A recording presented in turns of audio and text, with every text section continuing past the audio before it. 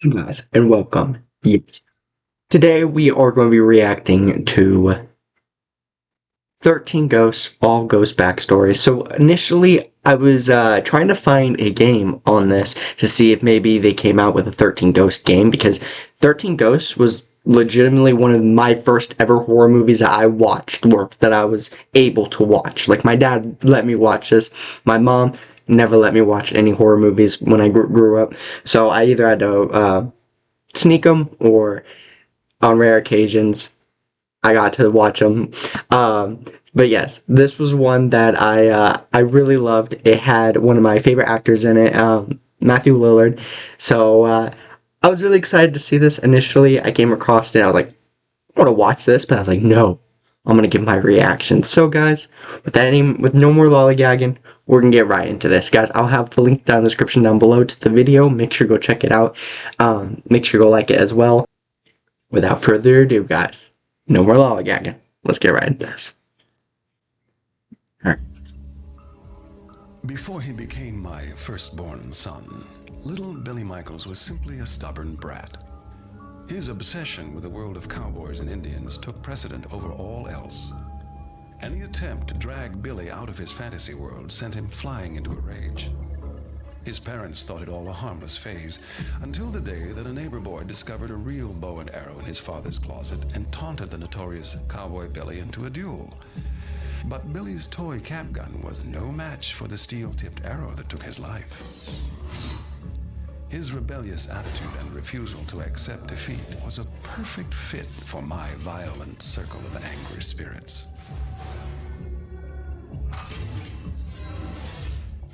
His parents thought it all a harmless phase, until the day that a neighbor boy discovered a real bow and arrow in his father's closet and taunted the notorious Cowboy Billy into a duel. I get it. So, the neighbor boy, found a robo and arrow, shot him when Billy had only like a plastic gun. I'm guessing. Unless I'm stupid, it was a real gun, but obviously it was no match, and that's how he died. He died from the neighbor's kid. That's horrible. I always wondered how he got an arrow through his head. Damn. All right. People have gambled at least once in their life, but for Jimmy The torso. Gambino, betting was his life and death. The son of a bookie, Jimmy spent his childhood days at the track instead of at school, and his nights in the gambling dens of seedy bars. Eventually, Jimmy opened a booking business of his own. Unable to turn down a bet, he barely covered his payoffs. Jimmy's reputation caught the attention of made man Larry the Finger Vitello.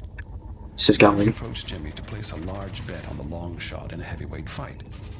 Jimmy knew the risk, but needed to uphold his reputation, so he shook hands with Larry and sealed his fate. As his fighter took a deciding blow, Jimmy fainted to the floor. When Jimmy came to, Larry had arrived to collect his winnings. But Jimmy was cleaned out, so Larry made an example out of him. Actually, several small examples. He chopped him into little pieces, wrapping them in cellophane and dumping them into the ocean. Together they formed the pieces which completed my search for the torso. That's insane. So, the torso man, the reason why he's all wrapped up is because he was somebody who couldn't pay back, and the people, they literally chopped him up, and that's wild. This is awesome. These backstories are really well put together. I really like these. See, that tells you you shouldn't gamble. You should be careful now. Okay. Bound woman's name. We'll get to the next one. Susan LeGros. The bound woman. Born with a silver spoon in her mouth, Susan had it all. Her parents were the wealthiest people in town, which made Susan the most popular girl at school. Life couldn't have been more perfect, but Susan's one flaw was how she treated men. Flirting and toying with whomever she chose, she left a long trail of broken hearts.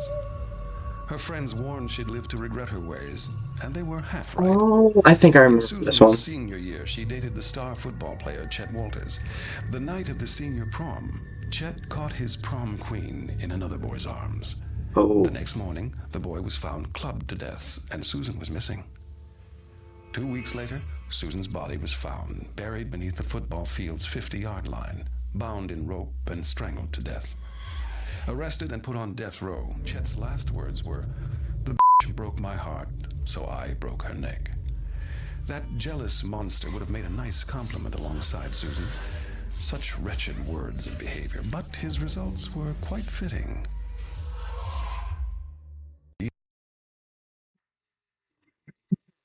First of all, I hope I'm okay to show any of this. I think I am. I mean, if this video is on here, then I should be okay. Second of all, that's what happened to the bound woman? I thought maybe, like, this was back in the day and maybe she got hanged for something, and that's why she was like, I don't know, I'm sorry. But, okay, what was your name, Chet? Or Jimmy? The broke my heart. Well, now I hope everyone is breaking you in prison, god dang. The easiest choice had to have been the withered lover, considering Jean Withered? Criticus was my nephew's wife. Oh. Her Oh. burnt and tortured soul. Damn. Just That was really the sad in the suffering movie. I required. As a wife and mother, Jean was loving and devoted. I must say that my nephew married a wonderful and proper woman. But their happiness came to a fiery end one fateful night. After decorating the family Christmas tree, the family had snuggled together in front of a roaring fire. In the dead of the night, a still smoldering log rolled out onto the carpet, igniting it instantly. The smoke alarm sent Arthur into one of his famous panics. He rushed down the hall to save his children, assuming, of course, that his wife would head outside. Arthur soon realized he had assumed wrong. The firemen kept Jean's family from going back in after her. Poor Arthur was devastated by not saving her, but her oh-so-tragic death served my needs perfectly. Yeah, because you're insane, my guy. The angry princess was a young woman. Well, obviously. Became her ruin. Dana Newman was blessed with the natural. Alright, real quick before we continue, I just gotta say, I one more thing. The fact that Criticos had his eye on his nephew, something tells me that log didn't just roll on its own, or that might just be me. But I don't know. He was pretty scummy. But anyway, we'll continue with this. Sorry. The looks of a goddess, but cursed with an inability to recognize it. Her vanity and insecurity was only fueled by a string of abusive boyfriends. By the time of her 20s, depression had dragged Dana into a downward spiral of self-loathing that doctors struggled to save her from. Her desperate search for perfection led to employment with a plastic surgeon, where her wage was paid in nose jobs, breast implants, and an endless array of other needless procedures. Alone in the office one night, Dana tried to perform surgery on herself in a desperate attempt to remove an unperceivable imperfection on her face. The unorthodox procedure went horribly wrong, and she was left blinded in one eye. She finally gave up on achieving perfection and mutilated herself in a bathtub until her veins ran dry. I wonder if any of this backstories tie into anything in the movie. Like, obviously, how they look and some of the other stuff. But, like, I mean, like, say, does one of the characters not hurt another character because of a certain thing of its backstory, if that makes sense? Or anything like that. But I'm gonna continue and stop talking about that. Isabella Smith was my choice for The Pilgrimess. Her story began in 1675 when the orphaned Isabella journeyed from England in the hope of The finding Pilgrimess. Isn't this the one with the two? With the boy and the pilgrim? Or The tight-knit townsfolk didn't trust outsiders. When their livestock started to die mysteriously, the town's preacher accused Isabella of witchcraft. She denied the claim, but the town quickly turned against her. As more livestock fell ill, the preacher acquired a mysterious illness. The town rallied into a frenzy, cornering Isabella in a farmhouse, which they lit on fire. But moments later, Isabella miraculously crawled out, still alive. what? Without a single burn upon her skin. The astounded townsfolk sentenced her to a slow death in the stocks. There she No. stayed for weeks while children stoned her, women cursed her, and men spat on her. The humiliation proved worse than the pain. Finally, Isabella succumbed to starvation. Whether or not she was a witch, I can't say, but her powerful anguish served my need. Strangest ghost. Wait a second. Hold on. She was not the one with the. She was not the two. with her the woman and the man child. That was the woman with the, what? Was she actually a witch and that's why she didn't get burned? I can't tell for sure, for certain, but that's wild. But why go and treat her like that, man? Until you know for certain why. But even then, why? Some of these are actually really brutal, guys. I caught Damn. had to be Harold Shelburne, The- the Great Child. The Great Child, yep. His 3-foot-tall mother, Margaret Shelburne, And was remember, these are wildly the tip. overprotective of her son, smothering and spoiling him from infancy, and never stopping as he grew. Harold could barely care for himself, and as a result, remained in diapers his entire life. Mocked at every turn, they sought refuge with the traveling freak show run by a man named Jimbo.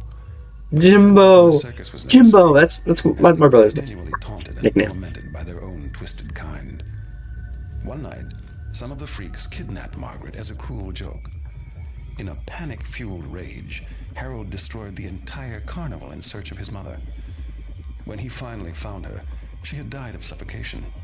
Filled with hatred, Harold grabbed an axe and had his revenge on the freaks, displaying what was left of them in the carnival for every paying customer to see.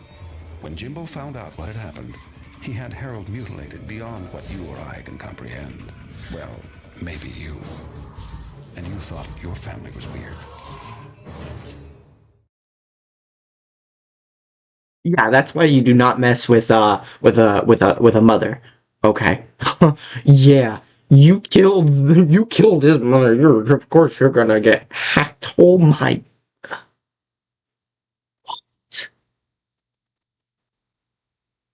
All they wanted to do was just live happily. Why? Hey, what? Margaret Shelburne, the dire mother, was a shy woman who could The never dire stand up mother. for herself, partly because she rose to only a mere 3 feet in height. Since childhood, she was stared at for her pint size. Her own mother would even sometimes dress her like a doll. Wait a second. Is this her backstory?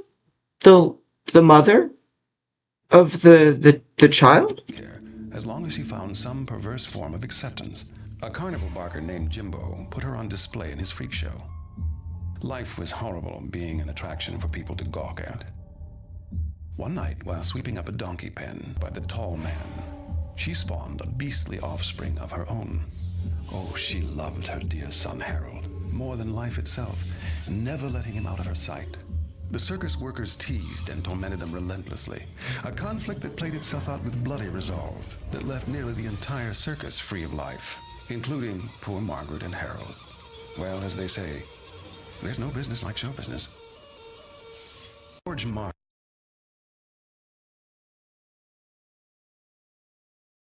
Is the darkest one we've seen so far, guys. She started at Jimbo's place, I think, and then ended up becoming back to their place somehow. But when she was there before she had him, something happened. Oh my god, that's fucking horrible. I don't know what even to say about that.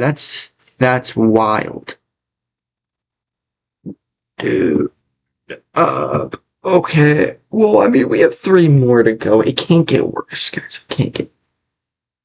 Hopefully, it can't get worse. Barclay was a happy, honest The Hammer. in the early 1890s before the horrific events that transformed him into the Hammer. Oh A shit. hard-working man named Nathan wrongfully accused Mr. Markley of stealing and threatened to run him out of their booming town. Knowing he was innocent, George stood up to Nathan and refused to move. One day, when George's wife and 2 children were walking home from the market, Nathan and his gang of thugs attacked them, brutally killing them. Enraged, George tracked down Nathan and his friends and beat them to a pulp with his massive blacksmith's hammer.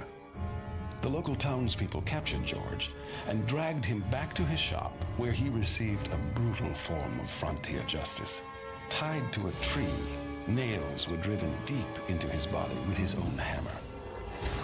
They finished the job by cutting off his most prized possession, his hand. Crudely fastened to his severed appendage was the tool of his livelihood, the hammer, readied for one last chance at vengeance.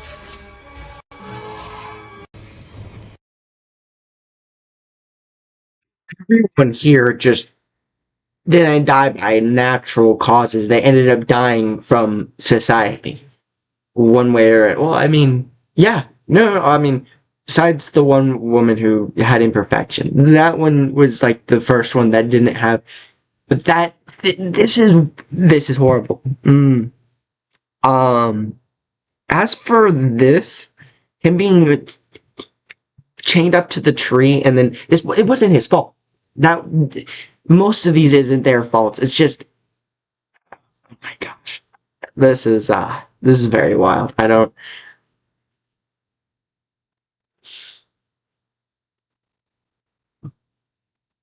Oh my gosh. Okay, the jackal. We have the jackal next. We got this.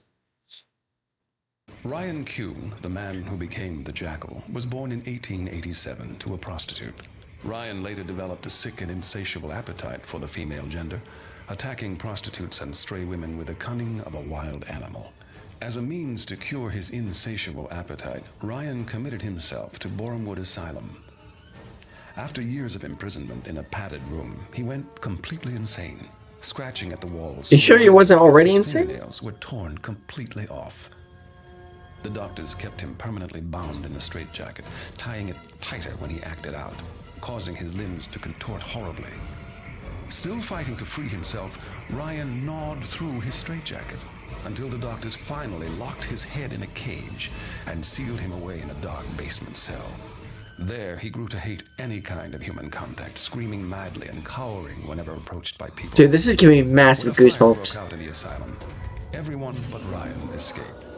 He chose to stay behind and meet his deserved fate. You okay, brother? It's not that serious. Oh my gosh. In the asylum, everyone but Ryan escaped. He chose to stay behind and meet his deserved fate. He wanted to die. The Juggernaut. The Juggernaut, there we began go. life as Horace Breaker Mahoney. Horace was born oversized and horribly disfigured, spending his childhood as an outcast. His mother abandoned him at an early age, and his father put him to work in their junkyard, where Horace's teenage years were spent alone, crushing and chopping up old cars. His father died, and with no parent to steer him, the 7-foot-tall giant snapped. His first kill was a pair of female hitchhikers. He drove them back to the junkyard and tore them apart with his bare hands, feeding the pieces to his dogs. Many more kills followed. His M.O. was towing stranded motorists back to the yard where he would meticulously break every bone in their bodies. But his luck ran out, as it always does, the night he picked up an undercover female cop. It took over a dozen men to subdue the immense giant, 3 of whom lost their lives when Horace broke free of his handcuffs. But poor Horace's struggle eventually ended when 5 officers pumped nearly 50 rounds of ammo into him, and then another clip into his lifeless corpse, just to be sure.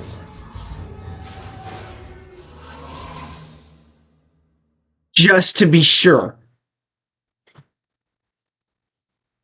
Brother! Of course he's gonna be, I mean, double tap, but still. Okay, that one was just all on this his family not being there fully for it. That's damn. Makes you feel for these characters, dude, because they weren't just monsters. They were actual like some of them. Yes, they were doomed no matter what, but I mean, maybe not some. Well, like maybe 1 or 2. Damn, guys. I appreciate you guys for clicking on here and for watching. I hope you guys did enjoy this video. If you guys would like to see me do anything like this in the future, let me know in the comments. I am going to still try to see if I can find a 13 Ghost game, but if I cannot, then at least I did this for you guys. And also, again, please make sure to check the description down below to go watch this video for yourself if you guys would like, without me talking, because obviously it is better if you watch it without me fully here, if that makes sense. But thank you guys so much again. I hope you guys did enjoy. And with that, I will see you guys next time. Goodbye.